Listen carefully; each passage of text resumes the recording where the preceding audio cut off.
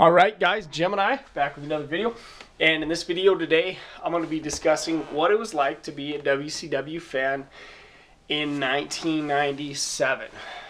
Wow, biggest year in WCW's history. I don't know, I could remember 97, being honest. I could remember really hating Hulk Hogan as being the world champion and just waiting for anyone to get the belt off of Hogan in 97. Whether it was Lex Luger, whether it was the Big Show, Sting. I mean, in 97, I can remember that year cheering for anybody to get the belt off of Hogan. At this point, Hogan had basically been the WCW World Champion from like mid-94. So Hogan had been the World Champion for like 2.5 years at this point, pretty much.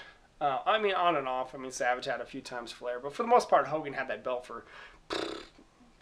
So I can remember being a WCW fan in 97 for wanting the belt to be off of Hogan. I can remember 97 and WCW just having like sick, ridiculous cruiserweight matches all the time.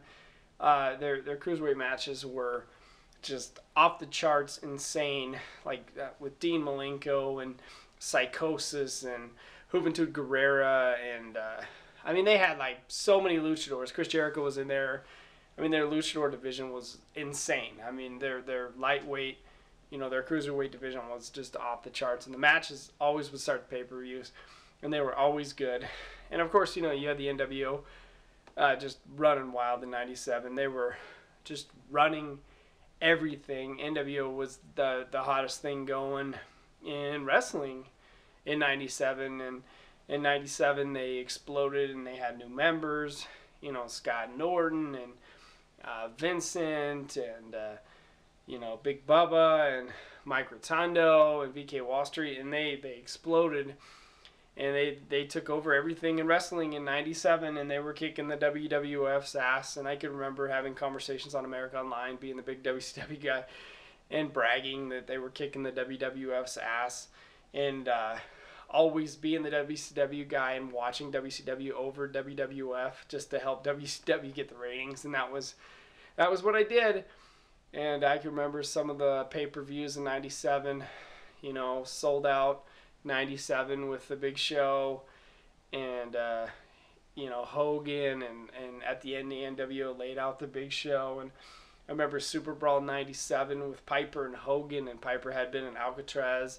Uncensored 97, Dennis Rodman came in, and I could remember Bash at the Beach 97, when they started using different various wrestlers, or different celebrities and stuff. Like Dennis Rodman was in there, and then Hog Wild 97, or it was like, I think it was Road Wild 97, but yeah, I remember that time frame because Luger won the belt August 4th, 97 on Nitro, and then dropped it back August 9th, 97 on Sold Out, or on Hog Wild.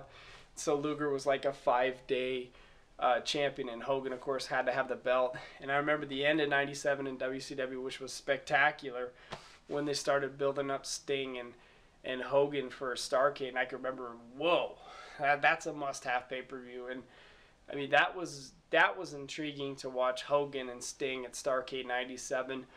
And I remember Havoc 97 with Piper and Hogan in the cage. Fall Brawl 97. Oh, that was good too. September 97. NWO with Kurt Hennig turned on the Four Horsemen, and Hennig slammed, Hennig slammed Ric Flair's head in the cage. I remember that too. So in World War III 97 was pretty good. I always remember, I believe it was Kurt Hennig and Ric Flair had a really good match at World War III 97. So 97 was just a good year in WCW. A ton of pay-per-views. You pretty much had to watch every show to see what they were going to do. It was the hottest time in WCW. They had tons of great wrestling, tons of great stuff with the NWO. It was definitely the biggest year in WCW's history when the NWO was running that shit. It was, and man, the whole arena was just covered in NWO shirts, and I went to a bunch of WCW shows that year. So that's kind of my video on what it was like to be a WCW fan in 97. Thank you for watching.